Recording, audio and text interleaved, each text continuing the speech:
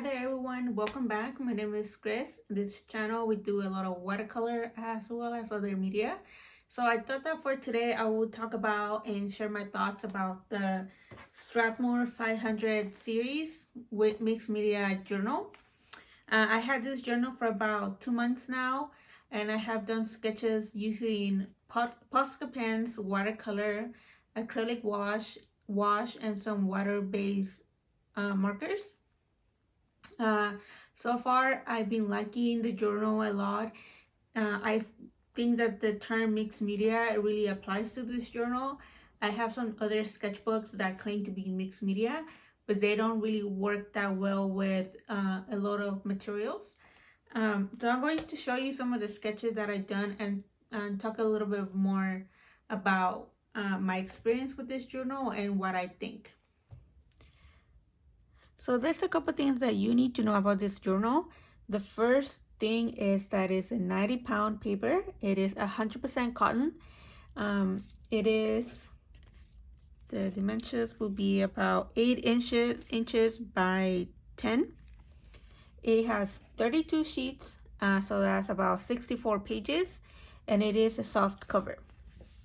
And as you can see, is glue bound in here. It's not spiral.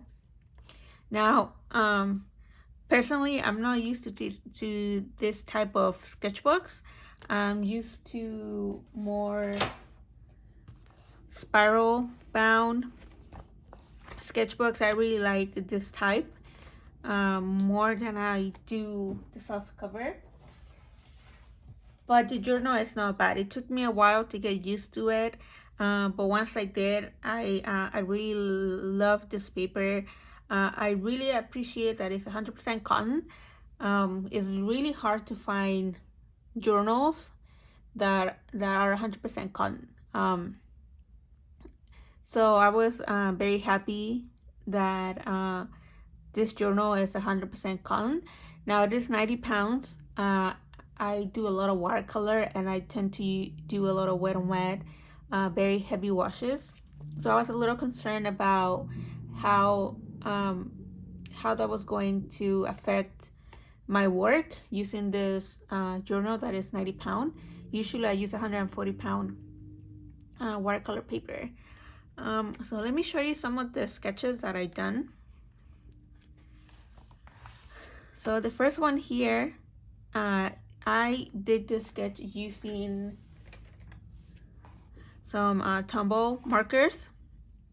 And one of the first things I realized when using this journal is that that it will really absorb like ink or water. And I don't know if you could tell in this area, you could see some of the marks. And what I realized is the moment I put the marker down, it immediately started to suck up the ink. So I had to like work really fast in order to prevent that. So that was my learning curve in there. Now this is done with watercolor and some watercolor pencil for some of the texture. I didn't do a lot of heavy washes in this sketch, and in here I use wash. So I actually did a lot of layers for this sketch. I'm very new to wash, and I was getting really frustrated because it wasn't coming out the way I wanted it to. So I just kept adding layer, upon layer, upon layer. I'm still not happy about the sketch, but it was good for me to keep on learning about wash. Now this is done with acrylic wash, and again, I'm still learning how to use it. Acrylic wash was a little bit more forgiving, just because when it dries, when the first layer dries, it's completely dry. You cannot reactivate it with water, whereas with normal wash, if the first layer is dry, you can still can reactivate the layer underneath. So again, I use a lot of layers to do this sketch, and the paper was holding up pretty well, especially because it was on the back of the previous sheet. Here is another watercolor sketch. I use some heavy washes in here, especially for the hair. Now, this is my Posca pen. So for Posca pens, I first put a light layer of acrylic, and then I go over it with the Posca pens. And I will do a video about showing you my process of using Posca pens on paper. And as you can see, it really is holding up very nicely. I had no problem with the paper. And like I said, I usually do layers, so this is 2 to 3 layers of going over with the Posca pen.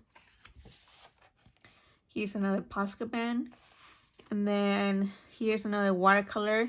Same thing. I did a lot of washes on this sketch, and the paper was holding up beautifully.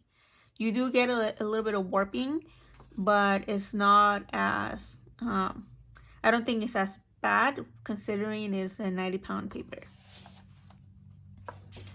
Here I have another Posca pen, and this sketch is using the Paul Rubens watercolor set. I actually did a review on the Paul Rubens watercolor set. Let me show it to you.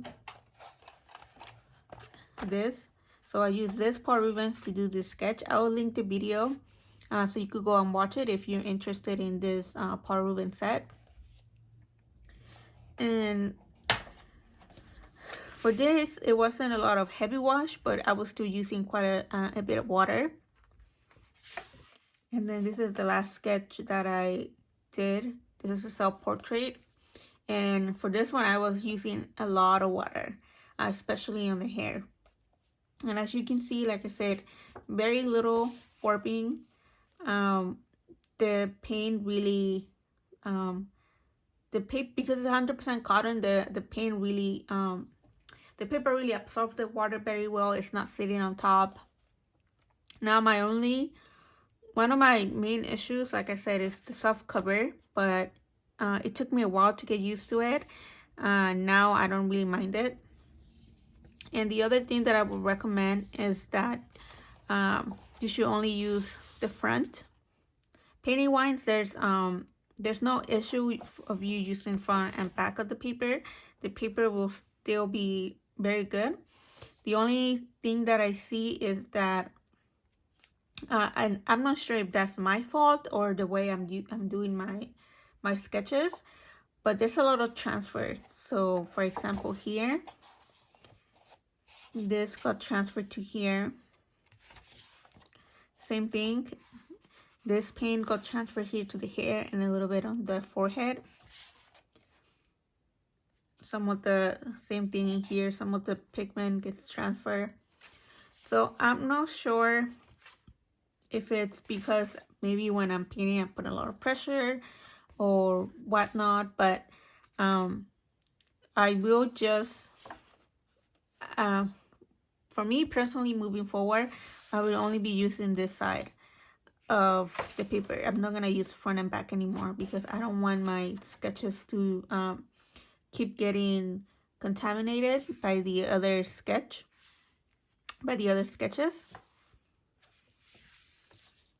So I paid around $25 and I bought it on Michael's. I actually had a coupon, so it was way cheaper. I believe on Amazon it's around $20.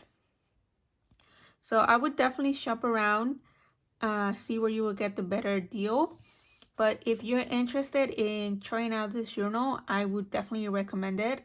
Like I said, you could do a lot of, you could use a lot of media on this journal and it's going to hold up. So if you have any comments or questions, please leave them in the comments down below. If you like this video, please give it a like, and I would also appreciate if you subscribe to my channel. My social media is going to be linked as well if you want to follow me over on Instagram. So I hope you like this review. I try to do a quick one for you guys this time. So thank you so much for watching, and I'll see you next time.